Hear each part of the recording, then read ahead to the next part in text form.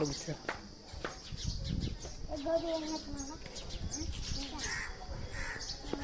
తినురా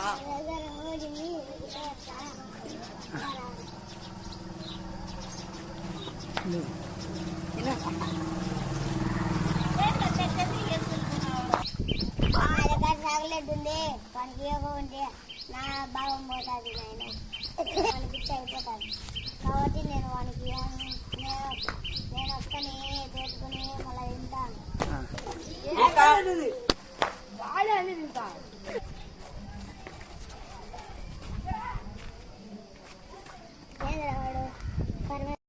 తింటాడు వాని దగ్గర పోయి వాళ్ళ పక్కన కూర్చో.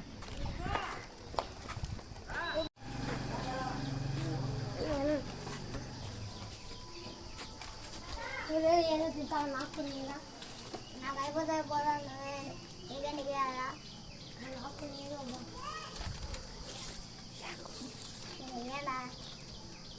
మా మనోజ్ గాడు ఊర్లో పిల్లలు అందరివి ఇప్పించుకొని తింటాడు.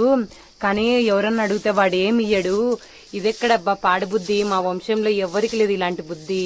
మా మనోజ్ గాంధీ ఎట్టయినా మార్చాలబ్బా. ఎలా మార్చాలి? ఏదో అవును మర్చిపోయినా, నిన్న మా తోటలో శనకాయలు పండినాయి కదా, ఆ శనకాయలు ఎక్కువ తింటే పిల్లలకి ఎవరికైనా సరే కడుపు నొప్పి నస్తుంది కదా. సరే మంచి ఐడియా ఉంది, వాడికి ఇంప్లిమెంట్ చేయాలి.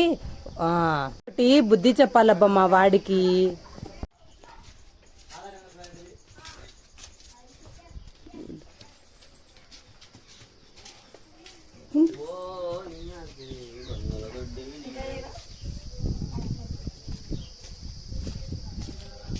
నా మనోజు, ఇవి ఎవరికి ఇక్కోకుండా నువ్వే తిను. నీ మీద ప్రేమతో చేసిన, సరేనా?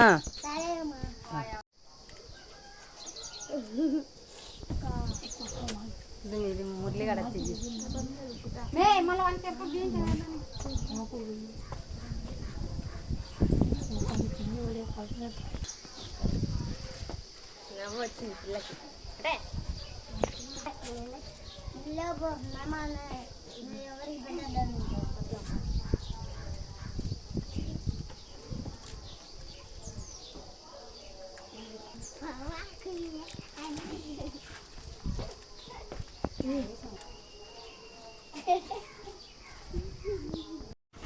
అమ్మా నాన్న కడుపు నక్కని అమ్మా నాన్న కడుపు అమ్మా నాన్న కడుపు అమ్మా నాన్న కడుపు అమ్మా నాన్న కడుపు అమ్మా నాన్న కడుపు.